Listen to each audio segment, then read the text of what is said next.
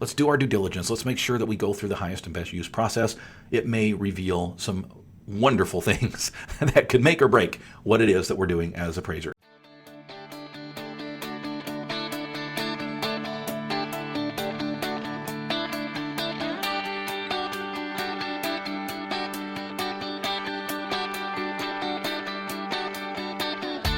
Originating from deep inside the Rocky Mountains, transported through the power of the internet, and arriving inside your tiny earbuds. It's the Appraiser Coach Podcast. Minisode. A few weeks back, I had a minisode concerning doing our due diligence. Specifically, I had talked about my venture into short-term rentals and a specific situation where I believe an appraisal that was done for a bank in my behalf for a purchase was undervalued due to the fact that the appraiser had not really done the due diligence on the difference between those that were legally short-term rentals and those that were not. I want to share with you another example of why it's so important, folks. It's so important to do our due diligence as appraisers, that we don't just rush through these assignments, that we truly take time to pause, to slow down and look at the highest and best use. I want to pause here and remind you that we are sponsored by ANow Software. ANow, of course, is the software that manages my appraisal office. Well, let's be straight. I manage my appraisal office, but ANow Software makes it easy. Check them out. Go to anow.com. It's anow.com, and you can get 30% off your first 3 months by using the coupon code podcast30. All right, folks, as I have mentioned here on this program before, first of all, let's start with the principle. Appraisal should not be your only source of income, especially if you have an idea that someday you want to retire, someday that you want to maybe slow down just a little bit and not be trudging through snow or wind or rain when you're 85 years old trying to inspect homes.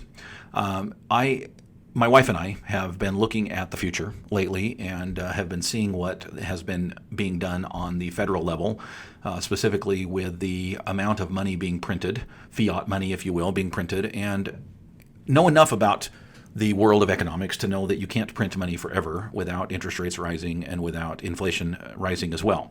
Historically, real estate, hard assets, but specifically real estate, has been a great hedge against inflation.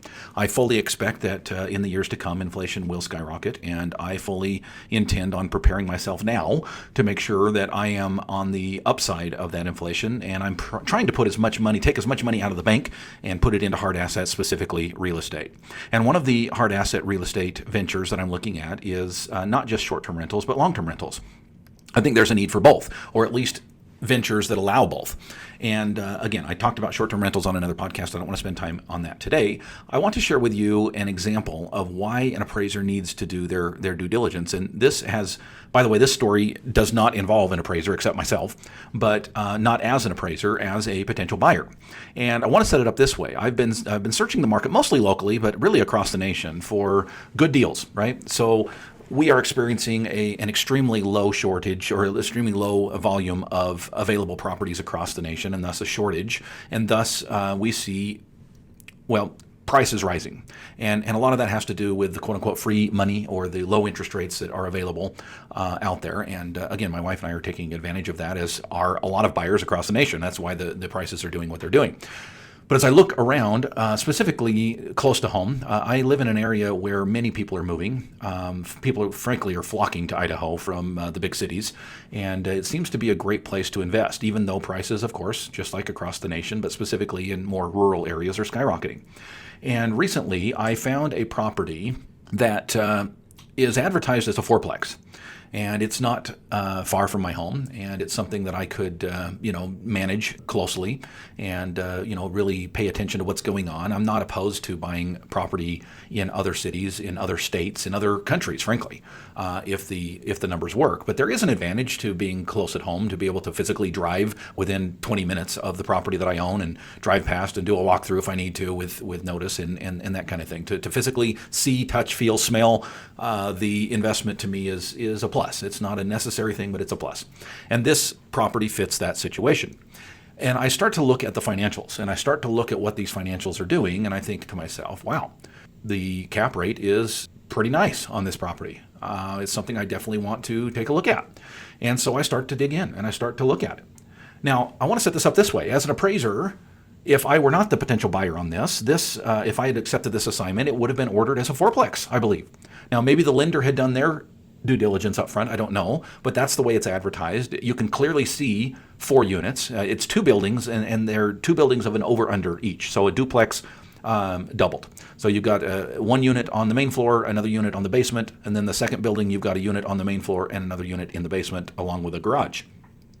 The price is a bit steep to swallow, but when you look at the income that is taken in by these properties, it makes sense. The income approach makes sense in this case. There's not a whole lot of comps out there, but the income approach makes sense.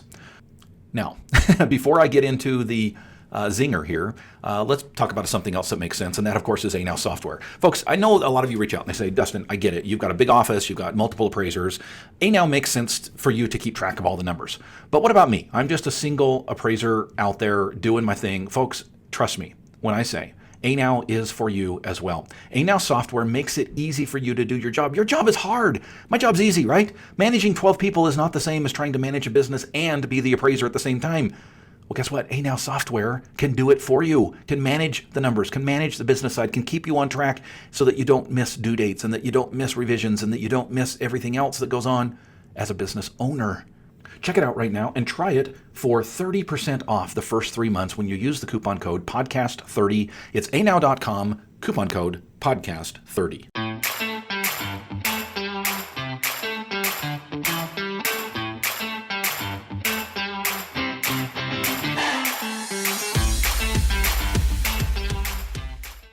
Welcome back to the program, everyone. We're talking today about an experience that I had over the last couple of days, and it had to do with a property that I'm looking at as a potential buyer.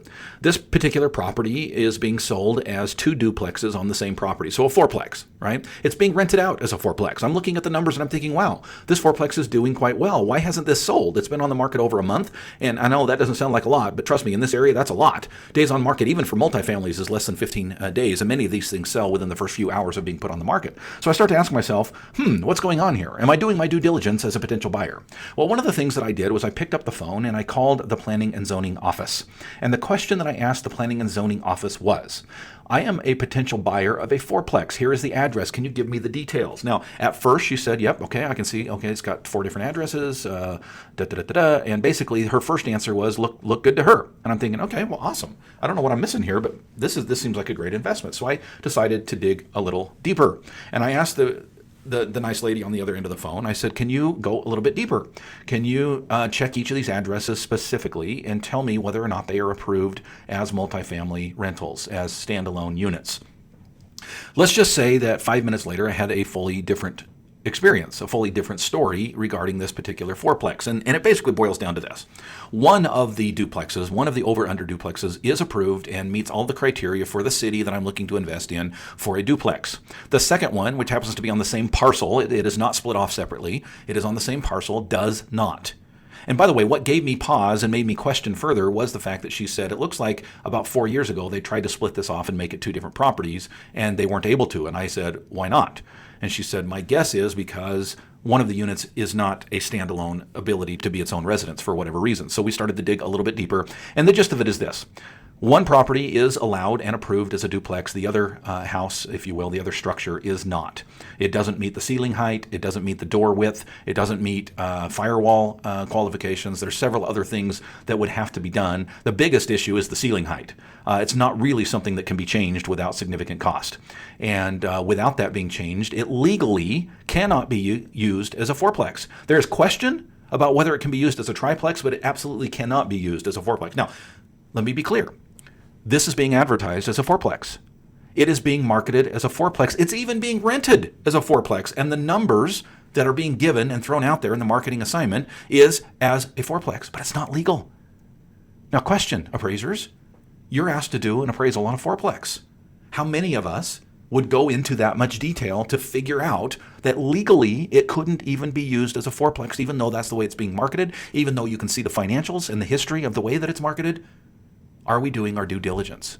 Are we truly slowing down enough to make sure that our assignments are done properly? What if I, as an appraiser, and by the way, I was not the appraiser on that, I want to make this clear.